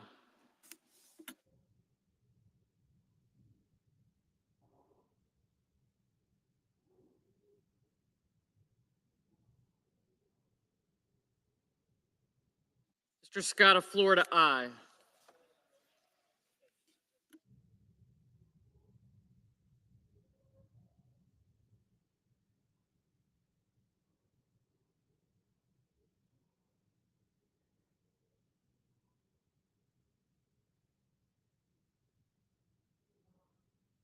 Mr. Marshall, aye.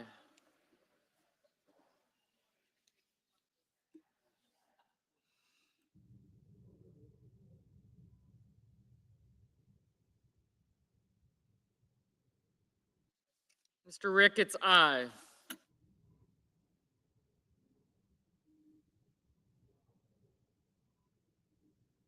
Mr. Sullivan, aye.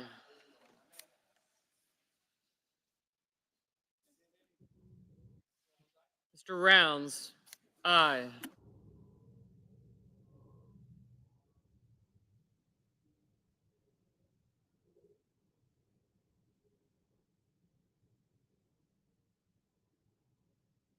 Ms. Warren, no.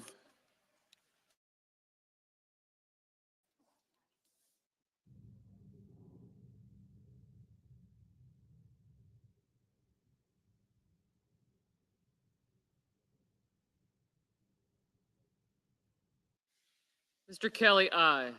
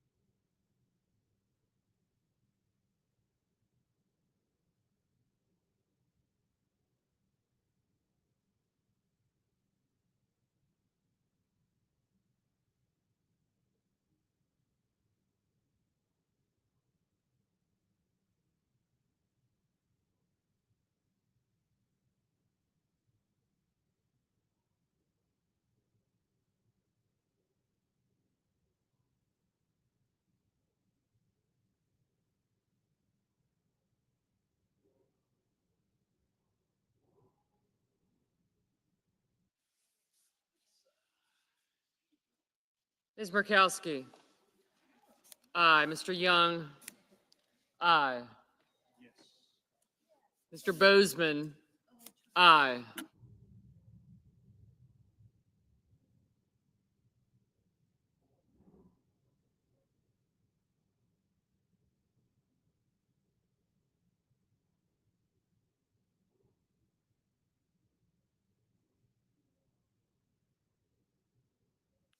Ms. Smith, no.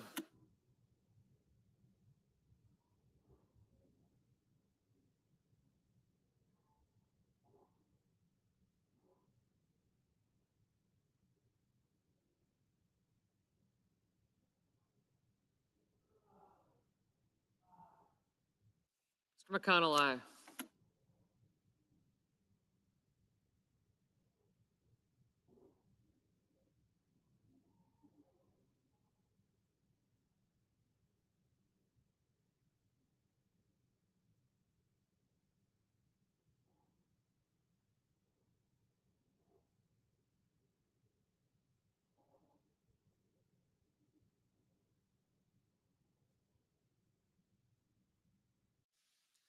Mr. Risch, aye.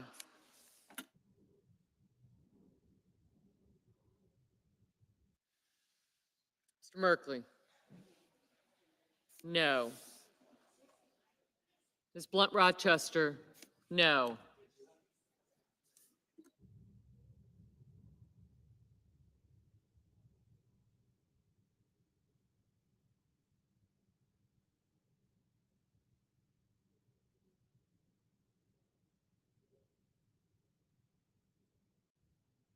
Mr. Bennett, no.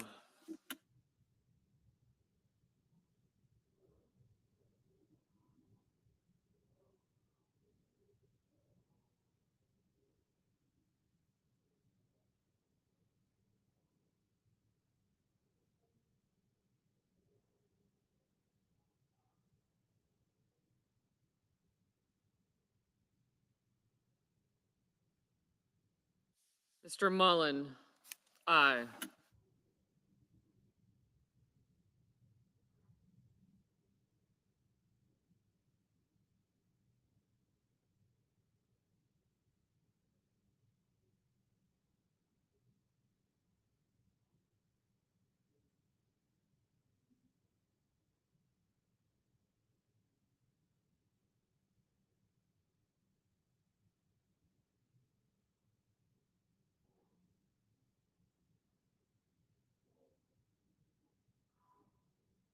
Mrs. Blackburn, aye. Mr. Warner, aye.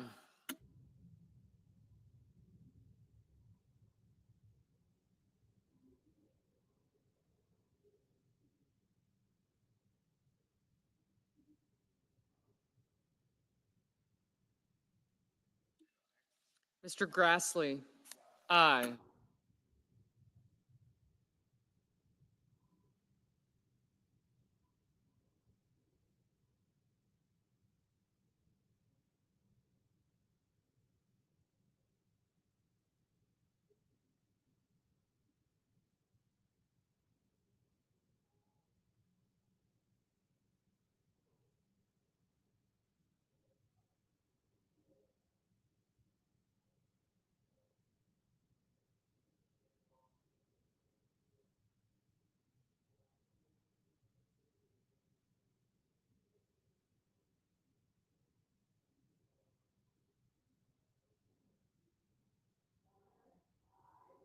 Ms. Lummis, aye.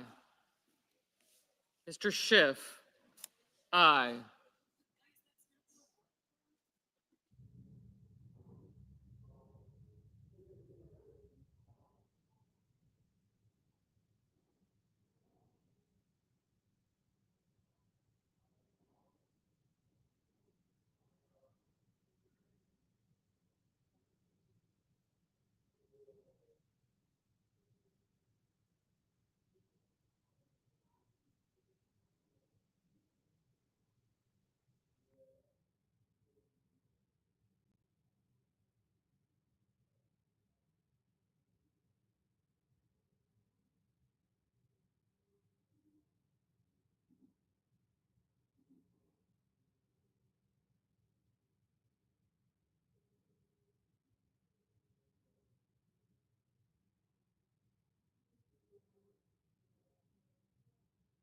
Mr. Hoven, aye.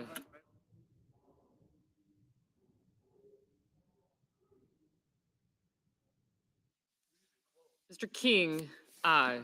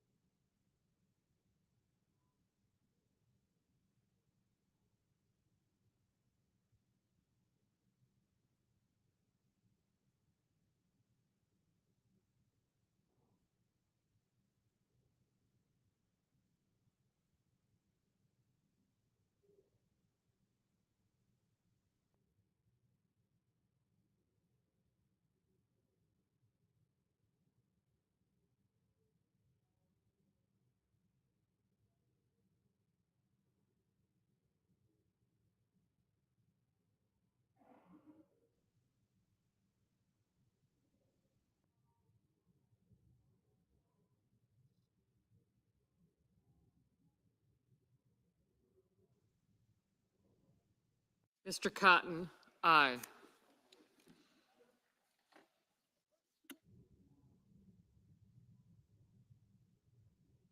Mr. Langford, aye.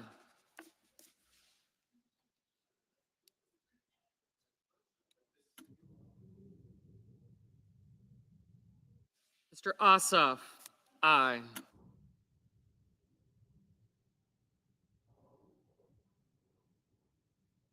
Ms. Alsobrooks, no.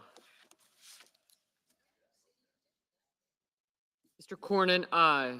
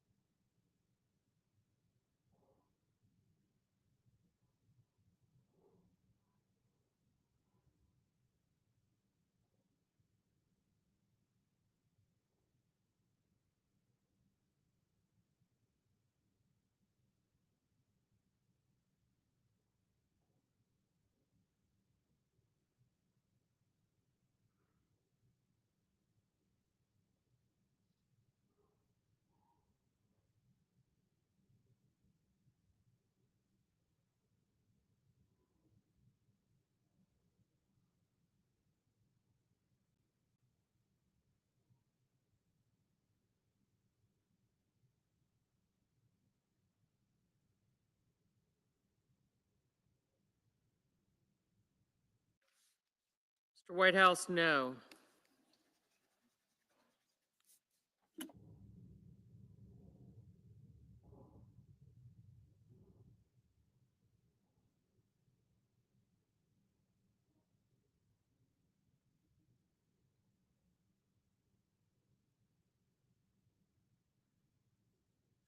Mr. Paul, aye.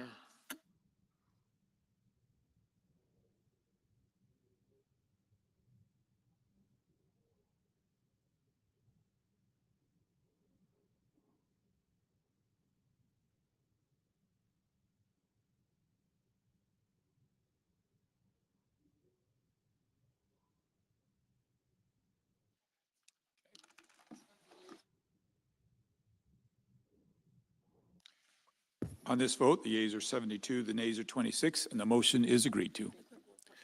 The clerk will report the nomination. Department of Defense, Troy Mink of Virginia to be Secretary of the Air Force. Under the previous order, the Senate stands in recess until 2:15 p.m.